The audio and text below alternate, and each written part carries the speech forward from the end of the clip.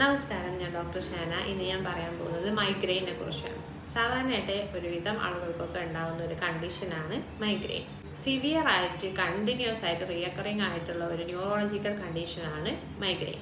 ഇതിൽ നമുക്കിങ്ങനെ ഒരു ത്രോബിങ് ആയിട്ടുള്ള പൾസേറ്റിംഗ് ആയിട്ടുള്ള ഒരു തലവേദനയാണ് കൂടുതലും കാണിക്കാറ്. ഒരു സൈഡിൽ മാത്രമായിരിക്കും തലവേദന.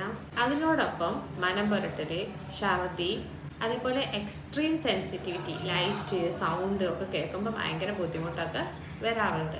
ചിലപ്പം കുറച്ച് ഹവേഴ്സ് മാത്രം നിലനിൽക്കും, എന്നാൽ ദിവസങ്ങളോളം നിലനിൽക്കുന്ന മൈഗ്രെയിൻസും ഉണ്ട്. മൈഗ്രെയിൻ ഉണ്ടാകാനുള്ള കാരണം ഒന്ന് അബ്നോർമൽ ബ്രെയിൻ ആക്ടിവിറ്റിയാണ്.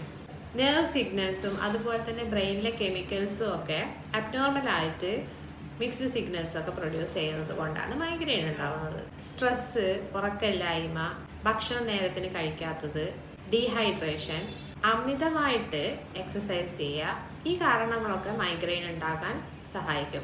അതുപോലെ തന്നെ ബർത്ത് കൺട്രോൾ പിൽസും മെൻസ്ട്രൽ സൈക്കിളും ഒക്കെ മൈഗ്രെയിന് ഉണ്ടാകുന്ന ആളുകൾക്ക് ഒരു ട്രിഗറാണ്.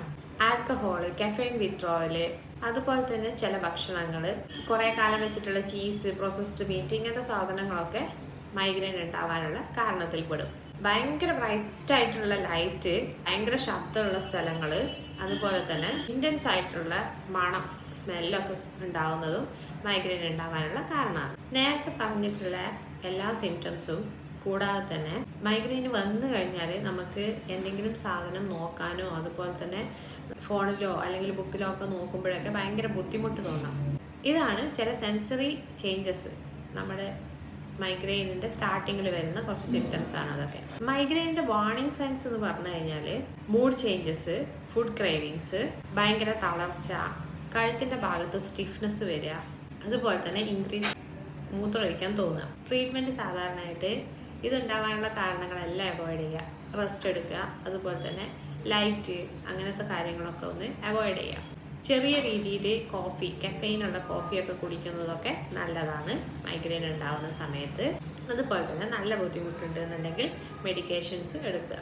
ലൈഫ് സ്റ്റൈൽ ചേഞ്ചസ്, റെഗുലർ ആയിട്ടുള്ള സ്ലീപ്പ്, റെഗുലർ ആയിട്ടുള്ള ഭക്ഷണം കഴിക്കൽ, സ്ട്രെസ് മാനേജ്മെൻറ്റ്, ഇതൊക്കെ ചെയ്തു കഴിഞ്ഞാൽ മൈഗ്രെയിന് നല്ല മാറ്റങ്ങൾ വരും. Thank you.